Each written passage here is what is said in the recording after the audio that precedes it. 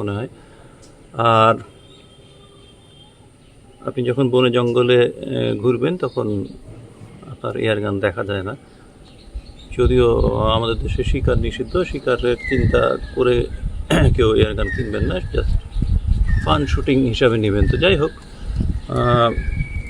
Camo সিলভারের যেটা সুবিধা যেটা বলছিলাম যে এটাতে মরিচা পড়ে না, যেটা কিন্তু অন্যান্য গানের টেন্ডেন্সি হচ্ছে বিশেষ করে বর্ষাকালে অনেক ময়েশ্চার থাকে, বাতাসে আর্দ্রতা থাকে এবং মরিচা পড়েই, যত ভালো ব্র্যান্ডে হোক।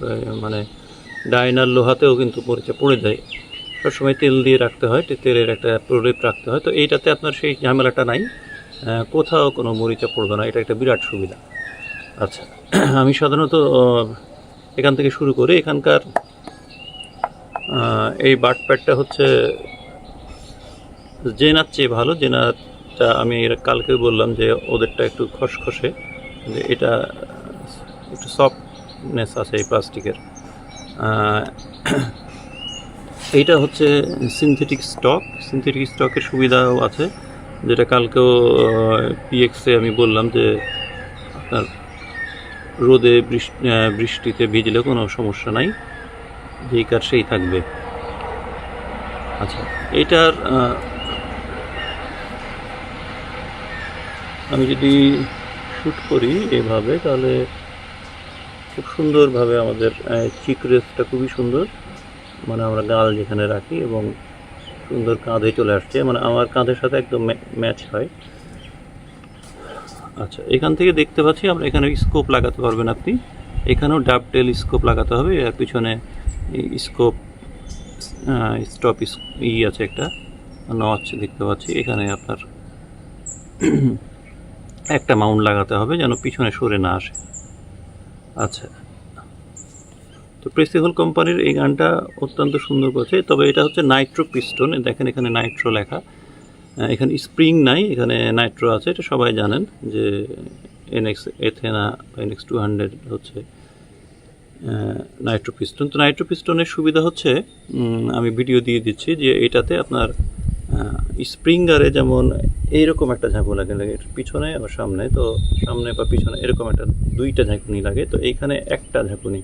তো একটা ঝাঁকুনিতে আপনার একটু হলেও স্কোপ নষ্ট কম হবে এবং আপনি এটাতে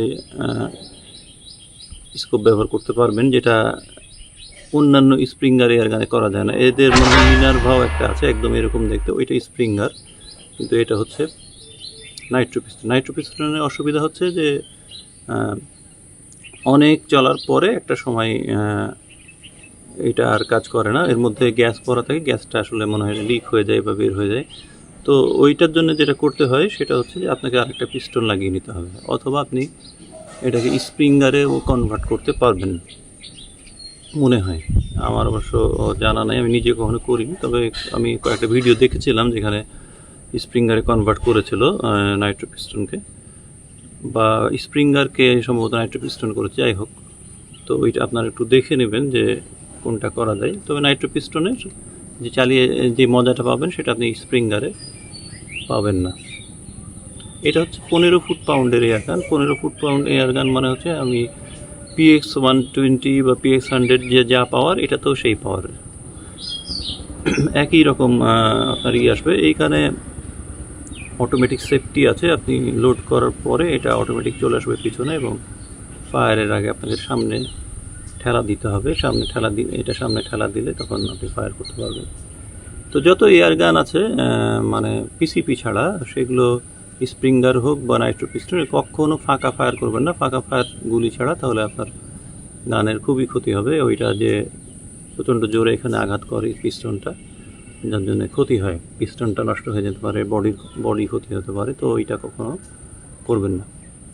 আচ্ছা, এটার এইখানে একটা স্ক্রু আছে, এটা বডিকে আটকে রাখে, এইটা খুলতে হয় না বডিটা খুলতে চাইলে, আর এই দুই পাশে স্ক্রু আছে।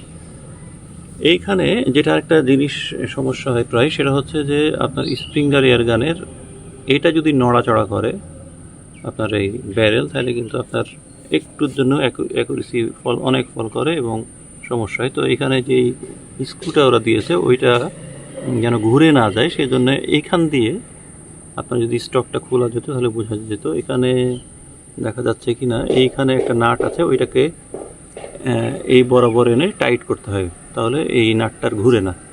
তো এই সিস্টেমটা মোটামুটি ভালো, কিন্তু আমি জেনাতে দেখলাম যে যেভাবে গ্রুপ করা আছে সেইটা মনে হয় বেশি ভালো হতো। এটাও ঘুরতে চাইবে না, কিন্তু যেটা করতে হবে সেটা হলো আপনি ইচ্ছা করলে এর মধ্যে যে পিনটা ঢুকে আছে ওইটা যদি হারিয়েও যায় তাহলে ওইটা বের করে ওখানে শক্ত, ওর চেয়েও বেশি শক্ত, একদম এই মাথা থেকে ওই মাথা একটা লাইন মানে স্টিলের কিছু ঢুকিয়ে দিলে এই নাটটার ঘুরবে না।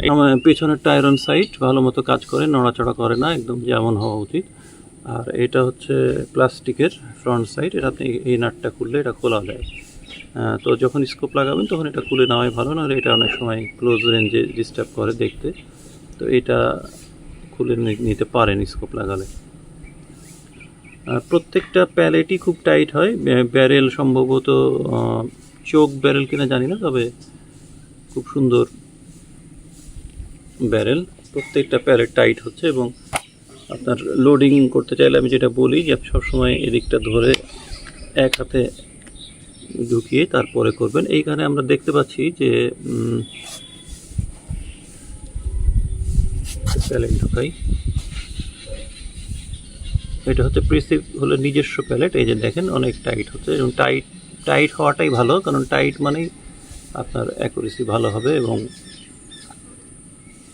বাতাস কোথাও লিক করবে না। এই টাইট হলো, আমি যতবার গুলি ঢুকাতে যাচ্ছি ততবারই কিন্তু এই যে এখানে ব্যারেলের যে ওয়াশারটা আছে, রাবার ওয়াশার, এটা মাঝে মাঝে বেরিয়ে যাচ্ছে।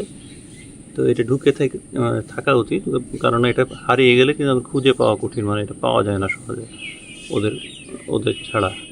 তো এটা খেয়াল রাখবেন যে এটা যেন পড়ে না যায়। আর এটা হচ্ছে ব্যারেল আটকানোর ল্যাচ, যেটা ইতেও ছিল, জেনাতেও একই রকম। ইন্ডিয়ান এয়ারগানগুলোতে দেখছি এটা পছন্দ করে ওরা, এটা ল্যাচ আছে, এবং এটা ওই জেনার মতোই খুলে স্প্রিংটা চেঞ্জ করা যায়। এখানে একটা স্ক্রু আছে, এটা খুলে চেঞ্জ করা যায়। সব মিলিয়ে ভালো। আমি অবশ্য গুলিটা ছেড়ে দিই, নইলে এটা একটা রিস্কি হয়ে যাবে। কখনো গুলি গানে ঢুকিয়ে রাখবেন না, এবং কোনো মানুষ বা প্রাণীর দিকে তাক করবেন না। কিছুদিন আগেই একটা দুর্ঘটনার কথা অনেকে শুনেছেন কিনা, যে একজন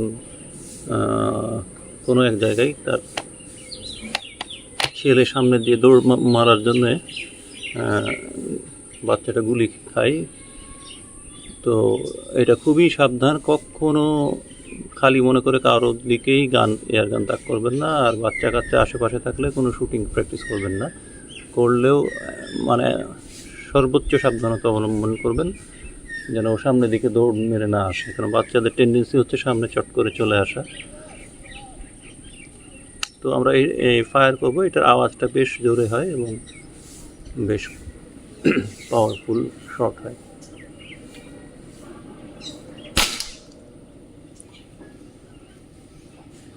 তো এই হচ্ছে আওয়াজ, স্প্রিঙ্গারে বা ইয়ের আওয়াজ প্রায় একই রকম। তো সবশেষে যেটা বলবো যে দেখার দিক দিয়ে সবচেয়ে আমাকে ইন্ডিয়ান এয়ারগানের মধ্যে NX200 ভালো লাগে, মানে পিসিপির দিকে বলছি না, স্প্রিঙ্গার বা পিস্টন, নাইট্রো পিস্টনে খুবই সুন্দর দেখতে, বিল্ড কোয়ালিটিও খুব ভালো লাগলো। এখন প্রায় প্রশ্ন করেন আমাকে যে জেনা ভালো নাকি NX200, এটা আপনার নিজের উপর নির্ভর করছে যে কোনটা ভালো লাগে দেখতে। আমাকে ওইটা যেমন একটা কপি বানিয়েছে ডায়না 34-এর, তো কপি প্রোডাক্টের চেয়ে আমার মনে হয় যে জেনুইন যেটা বানানো হয় নিজের প্ল্যানে সেটাই ভালো।